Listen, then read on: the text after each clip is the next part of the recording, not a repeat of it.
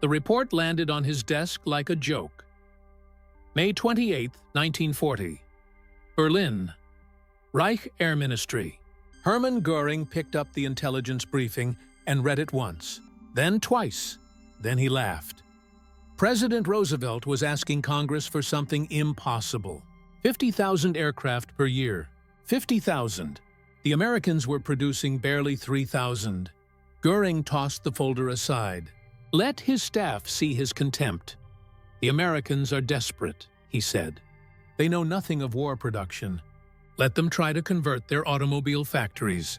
They'll learn that building warplanes requires more than assembly lines. His staff nodded, smiled, agreed. What Göring didn't know, what he couldn't imagine, was that in Detroit, a Danish immigrant named William Knudsen was already proving him wrong. The former General Motors president had abandoned a $300,000 salary to work for $1 per year. Roosevelt's production chief, the architect of the impossible. Within 4 years, American factories wouldn't produce 50,000 aircraft annually. They'd produce nearly 100,000, while simultaneously supplying 2 wars across opposite oceans, while employing millions who'd never touched a rivet, while revolutionizing manufacturing itself. And Hermann Göring would die knowing that a single American factory had outproduced his entire Luftwaffe. The laughter would stop. The mockery would turn to ashes. But by then, it would be far too late. May 16, 1940. German panzers were racing through France. The Blitzkrieg was unstoppable. Victory seemed inevitable. That same day, Franklin Roosevelt stood before Congress and said, "Something that sounded insane. I should like to see this." Nation geared up to the ability to turn out at least 50,000 planes a year. 50,000. The reaction was immediate. Skepticism, disbelief, even. Allies wondered if Roosevelt understood the numbers. In 1939, America had produced 3,611 military aircraft. The Army Air Corps possessed 1,700 combat planes. Many were obsolete. Most were outdated. Roosevelt was demanding a 14-fold increase in production. In months, maybe a year. It seemed impossible. It sounded like propaganda. It looked like desperation. But when asked who could achieve such a miracle, presidential advisor Bernard Baruch gave a simple answer. First, Bill Knudsen. Second, Bill Knudsen. Third, Bill Knudsen. Knudsen brought automotive mass production principles to aircraft manufacturing. Assembly line thinking, modular construction, interchangeable parts. The transformation began immediately.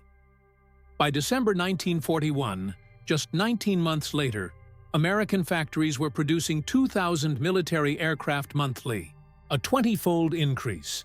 Ford announced plans for a massive bomber plant at Willow Run, Michigan. Boeing expanded facilities in Seattle. Douglas Aircraft hired thousands. The machinery was waking up. The sleeping giant was opening its eyes. And in Berlin, they were still laughing. The Nazi leadership's dismissal of American capabilities stemmed from ideology and blindness. General Friedrich von Boetticher, Wehrmacht military attaché in Washington from 1933 to 1941, sent accurate reports describing American industrial mobilization. His December 1940 cable warned clearly, American war production will reach unimaginable heights. Berlin dismissed it as defeatist exaggeration. When Boetticher met Hitler in February 1939 to discuss American potential, the Führer ranted about racial degeneracy instead of listening to intelligence.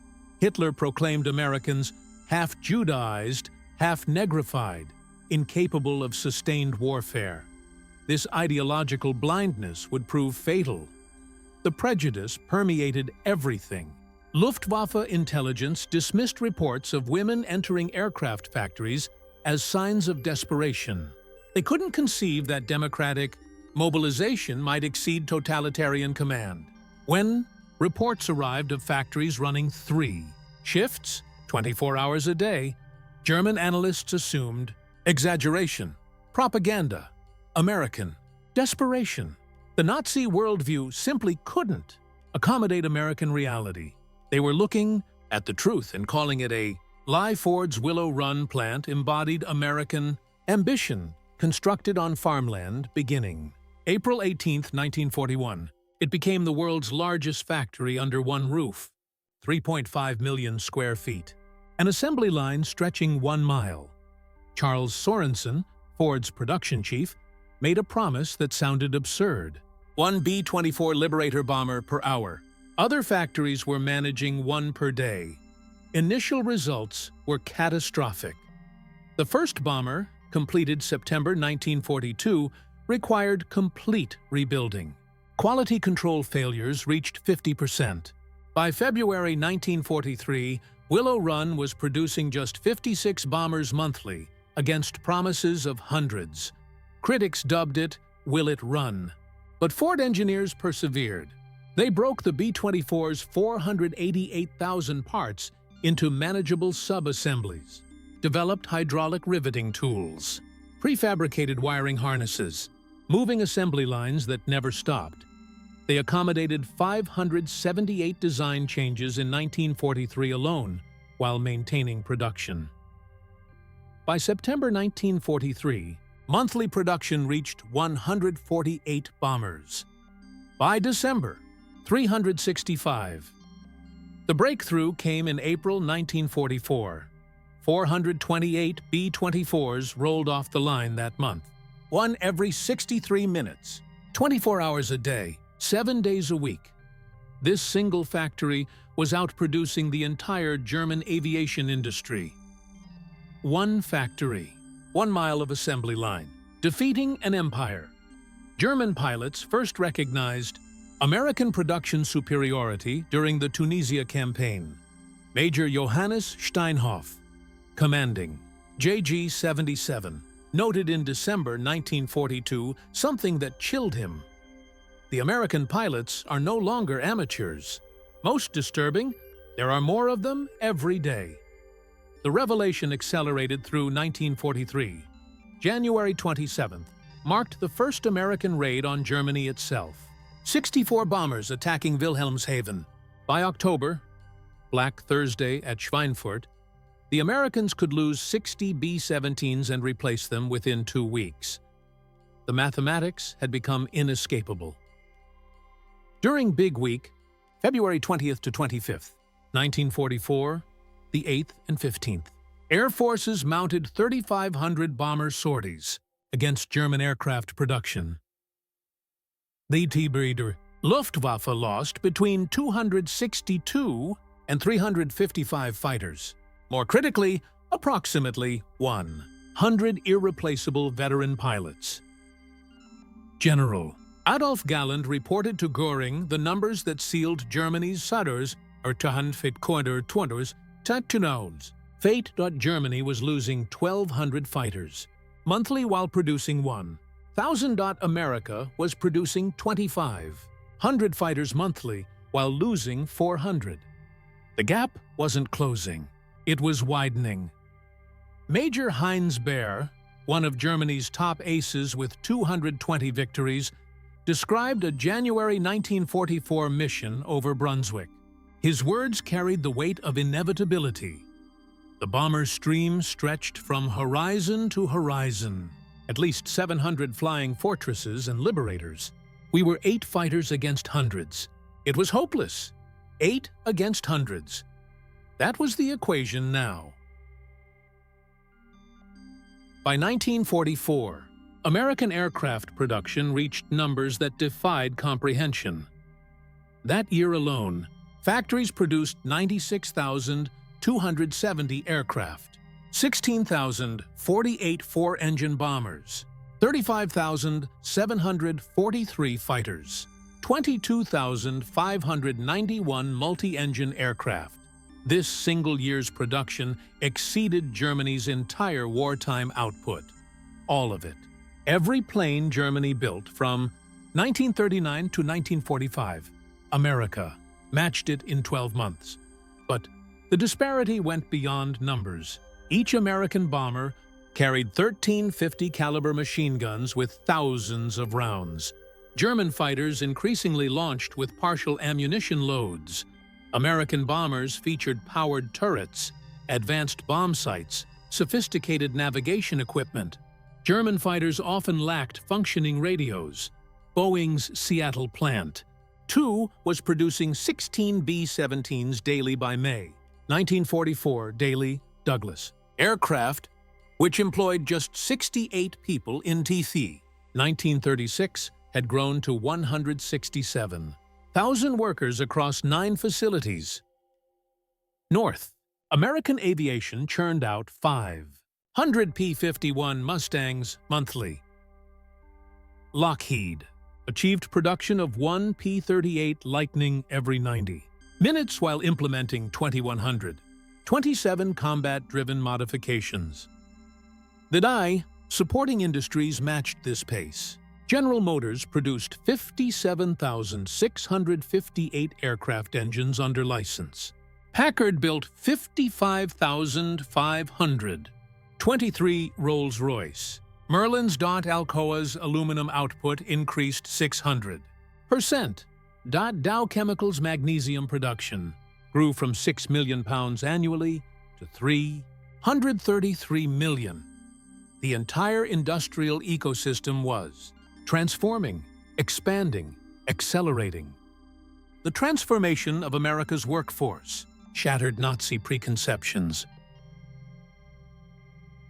Women, comprising less than 1% of aircraft, workers in 1941 represented 65%. By 1943, 310,000 women among aircraft industry workers. At Douglas Long Beach, 22,000 of 41,000 employees were women. Rose Will Monroe, the original Rosie the Riveter, drove 3,000 rivets per shift at Willow Run with 99.5% accuracy. Women inspectors at Douglas reduced defect rates from 3.2% to 0.3%. Ford redesigned tools for smaller hands, inadvertently improving efficiency. Lighter pneumatic tools reduced fatigue. Better positioned workstations decreased injuries. German intelligence interpreted female employment as desperation.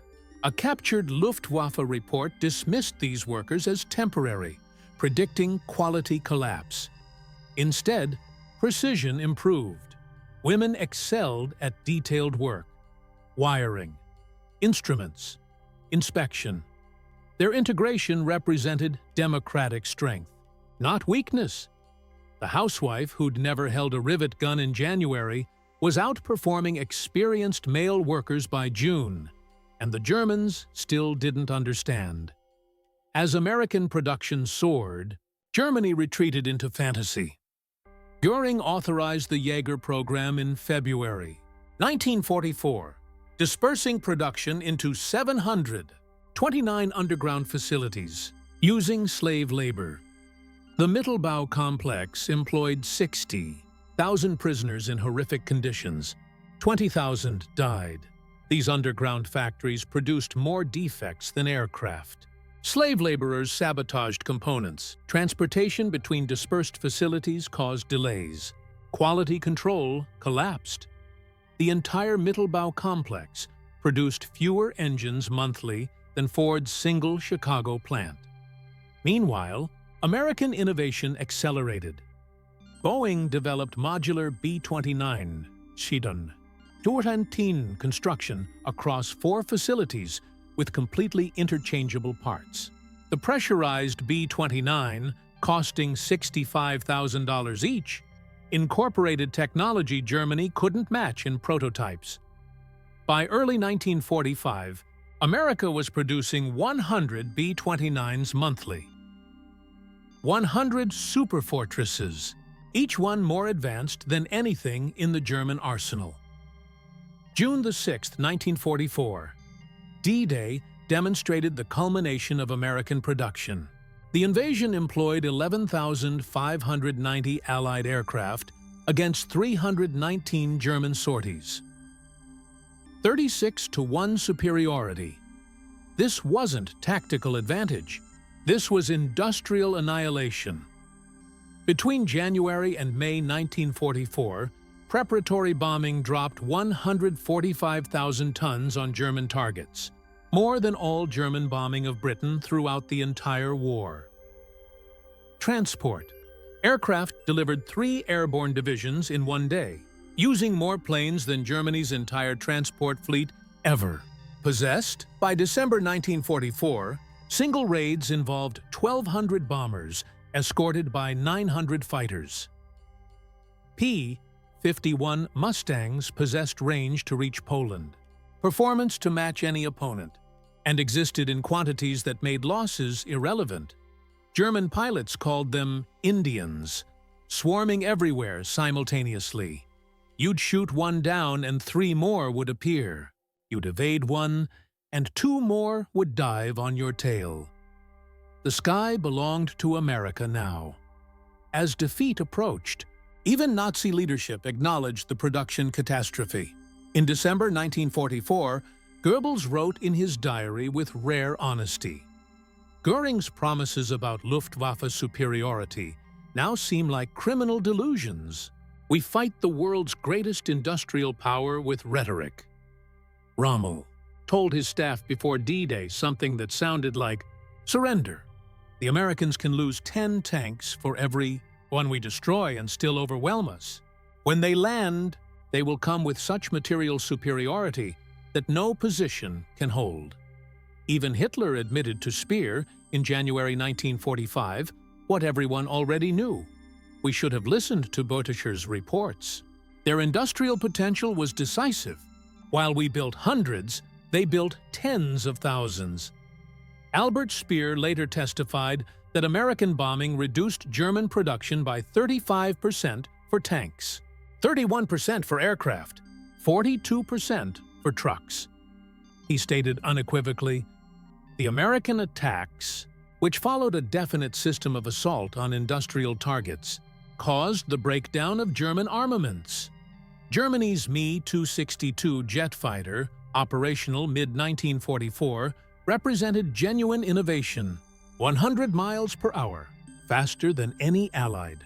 Fighter Hitler and Göring believed this wonder weapon could restore air superiority, despite numerical inferiority. But Germany produced just 1,430, 1262 total, never more than 200 operational simultaneously. Engines required overhaul every 10 hours. Critical materials were unavailable, forcing inferior substitutions. America, meanwhile, had begun jet development in 1942.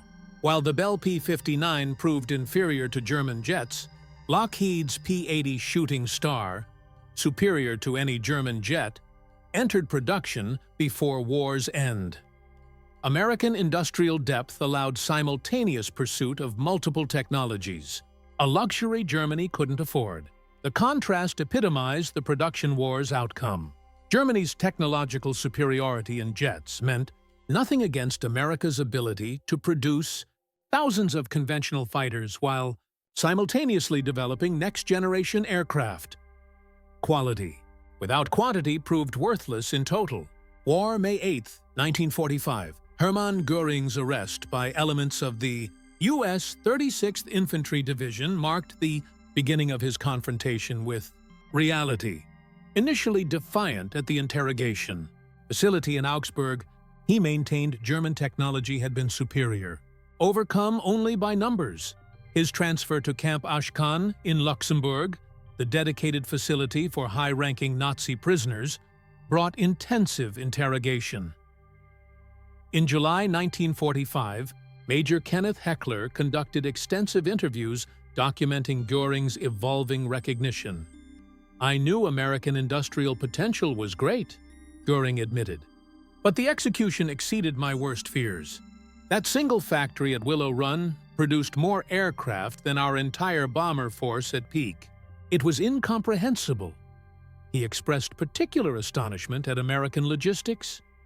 "Your ability to supply forces across 2 oceans while maintaining domestic production. This was beyond our conception." We couldn't adequately supply forces 500 miles from Germany. You supplied armies 5,000 miles from America. During his trial at Nuremberg, prosecutors presented Göring with overwhelming evidence. Charts showed America producing more aircraft monthly by 1944 than Germany managed annually. Films of Willow. Run's assembly lines played while prosecutors listed German cities destroyed by bombers from that single factory.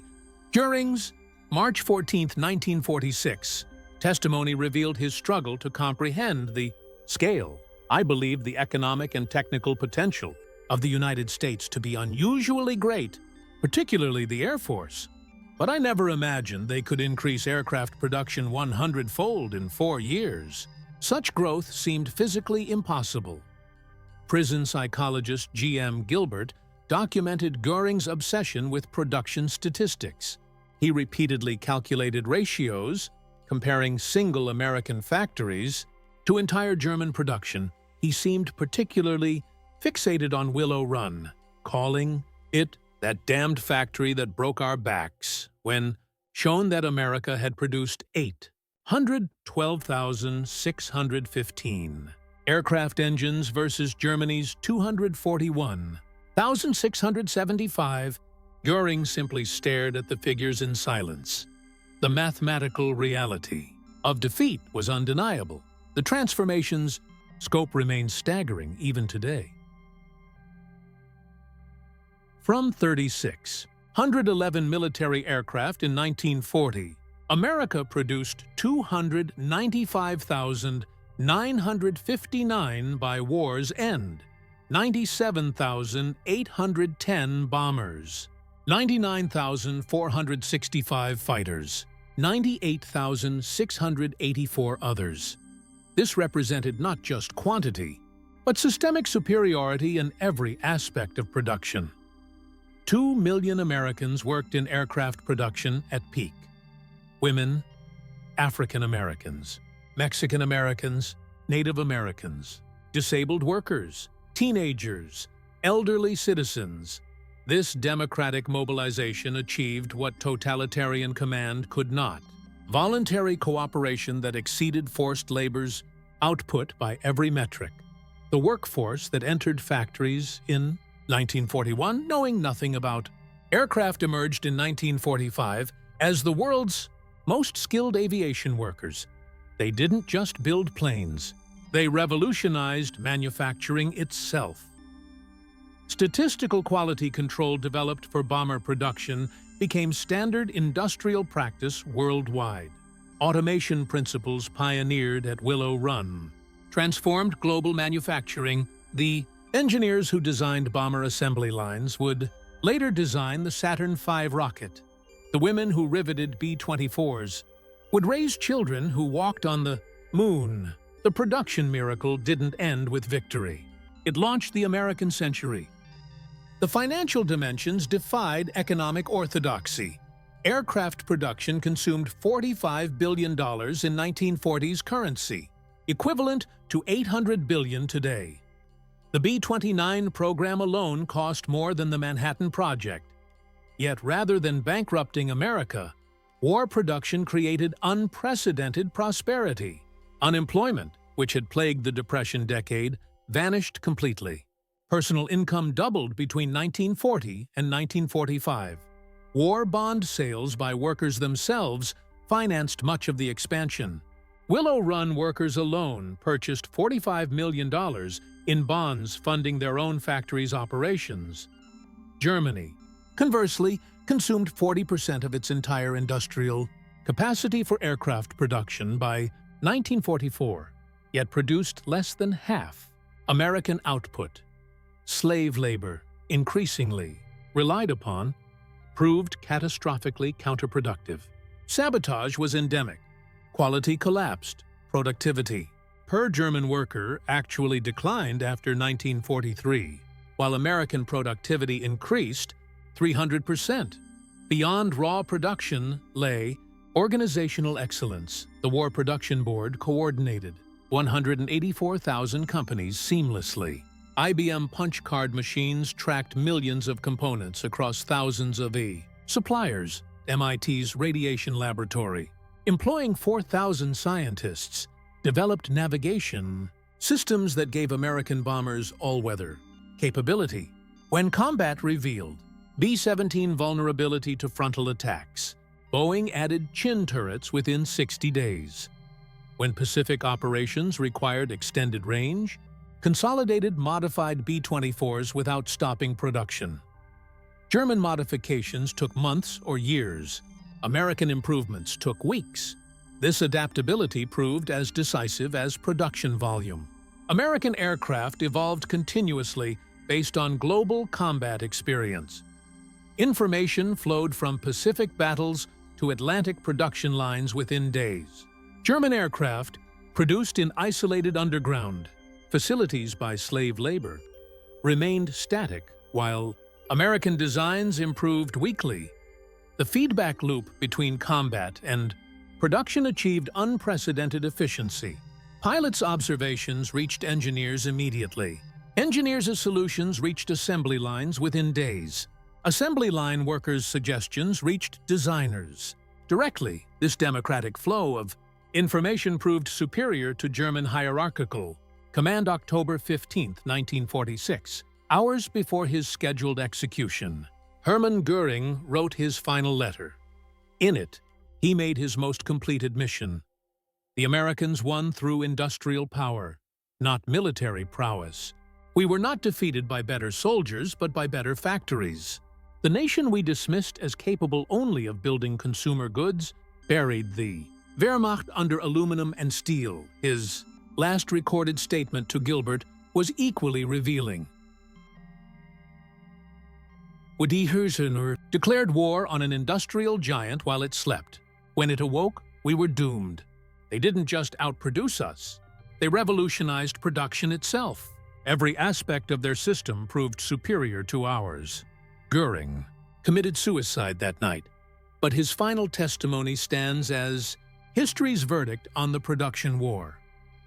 The Reichsmarschall, who had dismissed American capabilities, died knowing a single American factory exceeded his entire Air Force's lifetime production. Military. Historians consider the American production achievement the decisive factor in Allied victory. Without the overwhelming material superiority it provided, D-Day would have been impossible, the bombing campaign unsustainable, the Pacific War unwinnable. Richard Overy, the leading historian of the Air War, concluded simply, the outcome was determined not by fighting spirit or tactical brilliance, but by the weight of material. The Allies won because they buried their enemies under an avalanche of production. The numbers support this assessment absolutely. By 1944, America alone was producing more military aircraft than the rest of the world combined. Axis and Allied, this wasn't incremental superiority. This was order of magnitude dominance. Germany faced not defeat, but obliteration. Yet the production miracle's significance transcended military victory. It proved democracy's superiority to dictatorship, freedom's advantage over tyranny, voluntary cooperation's strength over forced obedience. The workers who achieved this transformation weren't slaves or conscripts. They were free citizens united in common purpose. Hermann Göring's dismissal of American production capacity stands as history's most catastrophic miscalculation. His contempt for democratic industrial potential cost Germany the war and millions of lives. His failure to recognize American capabilities sealed the Third Reich's fate before the first bomber reached German skies. The transformation from 3,000 to 100,000 aircraft annually demonstrated that free societies, when facing existential threats, could achieve the impossible. American workers didn't just meet Roosevelt's impossible goal, they doubled it. They didn't just match German production, they exceeded it five-fold while simultaneously fighting in the Pacific. Today's leaders would do well to remember Göring's mistake. Dismissing democratic nations as weak because their peaceful invites catastrophic miscalculation, underestimating free people's productive capacity because they prefer prosperity to conquest is a fatal error. America in 1940 appeared unprepared for war. By 1944, it had become an unstoppable industrial colossus. The arsenal of democracy proved that production lines could be as decisive as front lines, that assembly workers could be as crucial as soldiers, that industrial mobilization could determine victory as surely as military strategy. Göring learned this lesson too late, at the cost of his nation's destruction. From his dismissive reaction to Roosevelt's announcement in May 1940 to his execution at Nuremberg in October 1946, Hermann Göring's journey traced the arc of Nazi Germany's destruction. His contempt for American production became the epitaph for the Third Reich, a regime that confused ideology with capability, that mistook tyranny for strength, that believed racial mythology could overcome industrial. Mathematics, the Reich's Marshall, who dismissed American aircraft production, died knowing that American factories had produced more planes in 1944 alone than Germany managed. Throughout the entire war, his mockery of democratic industrial capacity became history's most expensive joke, paid for in the currency of total defeat. America produced 295,959 military aircraft. Germany produced 94,677. But the real victory lay not in numbers but in method, proving that free workers could outproduce slaves, that democratic cooperation could exceed totalitarian command, that a nation of immigrants and diverse citizens could unite to achieve the impossible.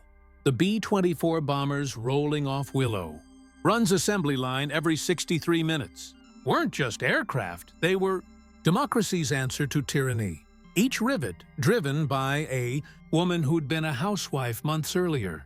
Each engine built by a teenager who'd left high school to serve. Each wing assembled by workers who'd fled poverty and discrimination.